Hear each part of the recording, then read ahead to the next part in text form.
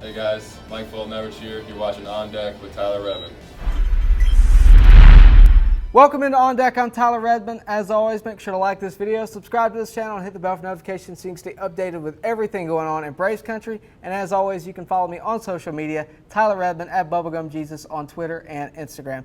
So it was Robbie Erlin versus Austin Voth last night, and Robbie Erlin came into this game a little bit worse for wear. I don't know if you remember, but it was only Monday that he came in relief for Ian Anderson, and he pitched 3 innings there. He actually kept the Braves in the game there, so that was good to see, but he only threw 35 pitches in total last night, only got through 1 2/3, and he gave up 6 hits and 5 runs. Obviously not a great night. He was getting lit up by the Nationals offense on the first pitch, and that's what happens when you throw 88 miles per hour and you're trying to get ahead. You begin to leave balls over the plate, and it's like batting practice at that point. Trey Turner would triple in a run to start it off in the first inning, and then it would be Soto who knocked him in with a double. Cabrera would follow that up with a triple to score another, and in the second, Adam Eaton would homer to end Erlin's night. But the Braves would put in a flamethrower to shut it down. It would be Acuña who would come in, and he would throw 3 innings, only giving up 2 hits and 1 earned run. And I'll say this about Acuña. He did his job last night, so kudos to him. Way to keep the Braves in the game. A.J. Minter also came in and threw some of the most important pitches of the night. We haven't given enough credit to A.J. Minter. He battled last night. He's battled all this season. And the at-bat that comes to mind is when he faced Soto. And a total of 8 pitches, a full count at-bat. And it did end on a walk, but he got Cabrera to ground out at the end of the inning. So A.J. to me has quietly become one of the biggest weapons out of the bullpen. And Chris Martin, Shane Green, Mark Melanson would finish out the night. And they all had scoreless innings as well. But A.J. Minter is really a shining light in the bullpen. I don't think he gets enough credit. But it was not the pitching that won this game. It was actually the offense, without a doubt. They were down 5-0 at one point in the game. And as Braves fans have become accustomed to, 5 runs is not enough to keep the Braves out of the win column. They were quiet until the top of the 4th. That's where Freddie Freeman would homer to score 2, and that cut the lead to 5-2 Nationals. And in the 5th, Acuña would homer to cut the lead to 5-4. The Nats would score in the bottom of the 5th versus Acuña to make it 6-4, but the Braves would respond in the 7th inning. That's where Freddie Freeman hit his 2nd homer on the night, his 10th of the season, and it was a great night for Freddie at the plate, and it would be him to tie it in the 7th. And once you get into the later innings, the bullpen for the Braves is going to shut it down. Shane Green, Mark Melanson, and Chris Martin all did that, and they gave the Braves a chance to get ahead, and ahead they got. Dansby Swanson would hit a solo shot to take the Braves up 7-6. 1 would be enough to win last night. So 7-6 Braves was the final score. All credit goes to the offense. They're one of the best in recent memory, even when they don't score 29 runs. One of the best in recent memory. One of the best the Braves have ever put together. I really think so. So let's get into some of the roster moves that happened yesterday. It would be Tommy Milone. He was placed on the IL with left elbow inflammation. The corresponding move was to recall Acuña. He obviously was put to work very quickly, and he performed pretty well, all things considered.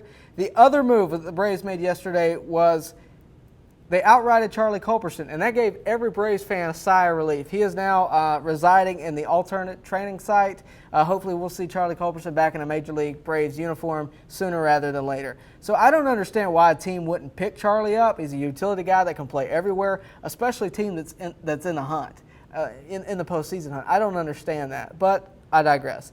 And I know when I say that, there's people going, well, why don't the Braves just keep him? If they're in the postseason hunt, why don't the Braves just keep him?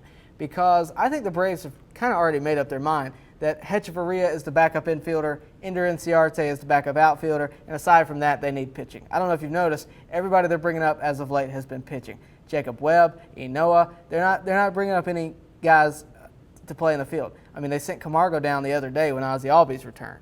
So I think they need to carry as many pitchers as possible. I think we can all realize that. And I don't know if you guys have noticed, but over the past few days, a lot of Atlanta media are asking the question of if it's time to bring back Mike Foltynevich. And just remember, you heard that here first. I did that months ago. I told you maybe Mike Foltynevich makes a return towards the end of the season. And now a lot of people are bringing that up because we're running out of options. So if that happens, I, for one, won't be shocked. I've told you I think that could happen all year long. I would be shocked if the Braves didn't do something like that at this point. Foltynevich has gotten a whole new fan base over the last couple of days, mainly because of the latest Robbie Erlin and Tommy Milone starts. And if the reports are true, Folty has gained weight back. He has increased velocity, and he's been a workhorse in training. So I know there's been a lot of reports saying there's quote-unquote no timetable, but the Braves got to make something happen within 4 days. So don't be surprised if he ends up on that active roster. They may not use him before the 15th, but he may be on that active roster before the 15th. So I will not be surprised if that happens. I'd be surprised if they didn't do anything, if they left it alone going into the postseason. Now hear me out here. I am not suggesting that Mike Foltynevich should come back and be thrown directly into the fire. I want Foltynevich to come back and pitch to the level he's accustomed to, the level we're accustomed to seeing him at, and I want him to come back the right way. I just think the Braves are viewing him as an option and a good option. He's improved dramatically. From all reports, he's improved dramatically. I think it's too late to throw any more prospects in the mix. Kyle Wright, to me, has not seemed ready. I don't see him being ready for a postseason. I don't see Tucker Davidson magically coming in and having just a great postseason. I think the Braves really need to look to their veterans, and their biggest veteran right now that we're not using is Mike Foltynevich.